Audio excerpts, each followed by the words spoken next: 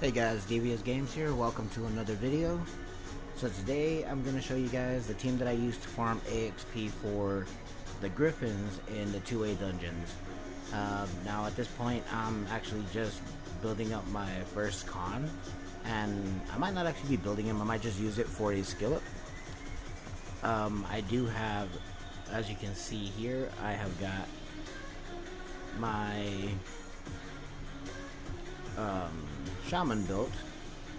She's already maxed out on her special assault, and that's all that she really needs. I do have a Spectra built, however I do need to max out his special assault and his backlash, which is this monster is very useful for TOA hell, TOA hard.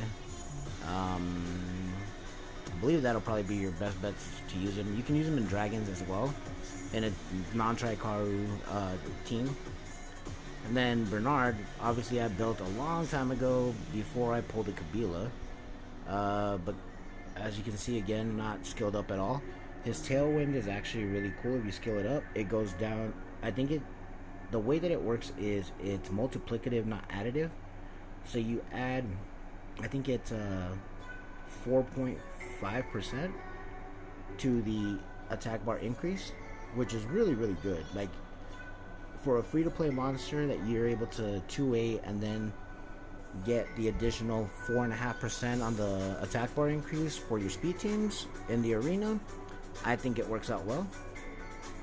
Currently though, as I said, at this moment I am just warming up 2A energy, or 2A XP for the con. I think I might actually feed him. I might use it for world boss purposes, just because he is actually one of the strongest monsters. I'm sorry, I actually didn't show you guys at all the runes on the other monsters. So we'll just go through it real quick. I have showcased them in other videos, except for the Rune. Now the bird is the Trikaru bird, attack crit damage attack on Rage Blade. The Rauk is a Fatal Revenge Rauk. I believe it's attack crit damage attack as well. The Rune is just super tanky, as tanky as you can get her. HP, HP, HP. You want to try to get as close to 100% resistance as you can. And you wouldn't really build her for this particular dungeon. You want to build her, if at all, as a water tank that you could use in guild content.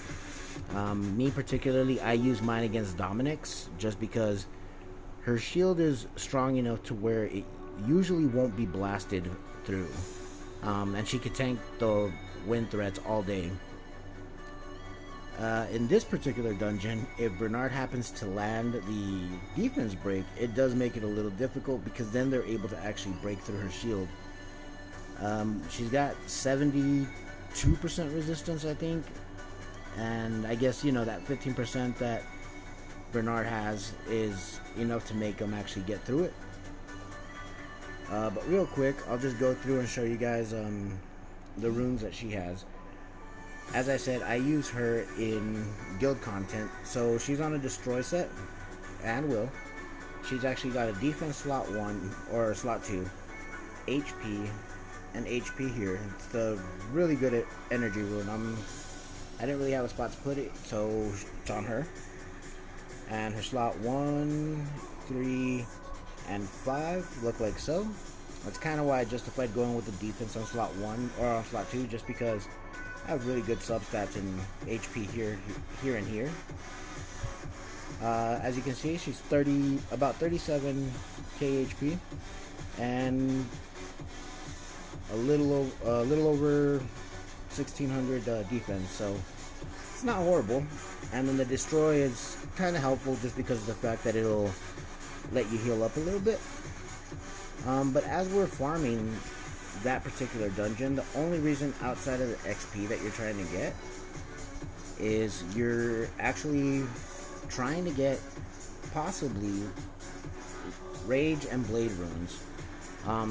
Now Endure is not a horrible set, but it doesn't really have a set for anything, unless you have maximum efficiency runes and you're gonna put it on a weird monster that needs high resistance, but at the same time you've got like 26 speed on it or something.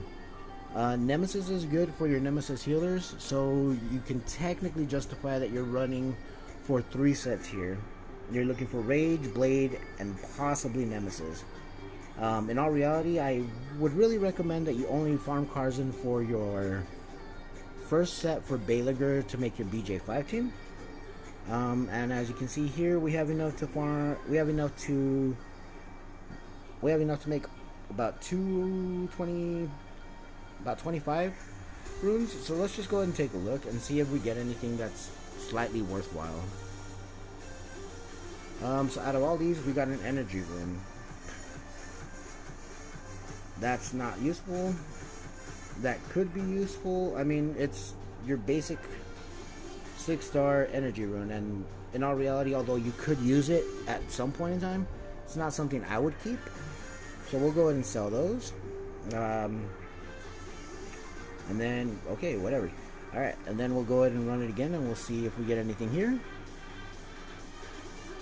Looks like we got a Blade rune and an Endure rune.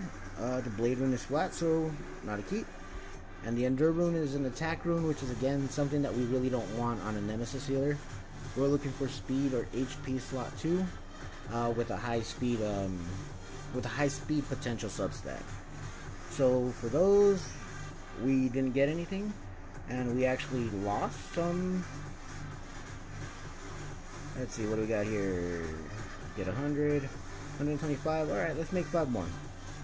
Again, we got an energy rune that might be something useful. Here we got speed with crit rate on the innate and resistance on the outside. If those were flipped, that would be great. If there was a crit damage in there somewhere, that would be even better. For me, it's not a keep. And here we got max attack and a max crit rate roll. Well, we have a max crit rate substat, and then the attack is not so great. But let's actually try to roll that and see if we can get double crit rate. Do I have a use for it? Not really, but I'm a very bad rune hoarder, so if I were to get it, I'd probably hold on to it. Looks like one went into attack and the other went into crit rate. Now this looks like just a regular blue rune that you farm out of giants. It's not worth keeping. It's not worth specialized treatment over another rune that you might have. So really, it's nothing that great. Aside from that, that's how the team works, man. Let's take a look and we'll see again just how it goes through. The attack bar increase from Verd, even though he's the slowest on the team, will let everybody get their turns. The team ups from Rauk help with the turn cycling, and Rune just soaks up all the damage for you here. The team's not super fast. I think it runs at about between 115 and 125. But when you're trying to gain the XP and you want it to be consistent, this is a really good team, just because of the fact that even though your Rauk is squishy, even though your Verd is squishy, your Rune is going to tank all the damage and then just heal him up when she gets her turns. See, I mean, she'll take the defense break, no big deal. And here we've got Rauk at about half HP. She heals him up, and then everybody attacks her. So again, we're not worried about anybody else taking damage. That tower on the left does decrease her attack bar, so it makes it harder for her to get her turns.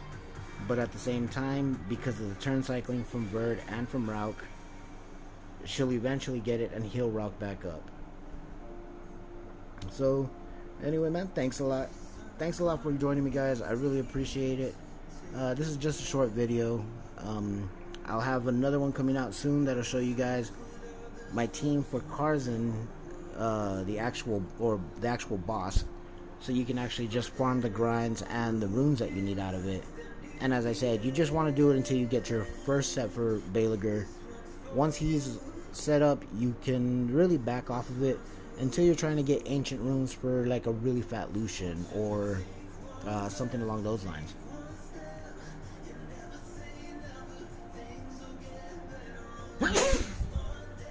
Excuse me, guys. Alright, well, thanks a lot for watching, guys. I'll see you in the next one.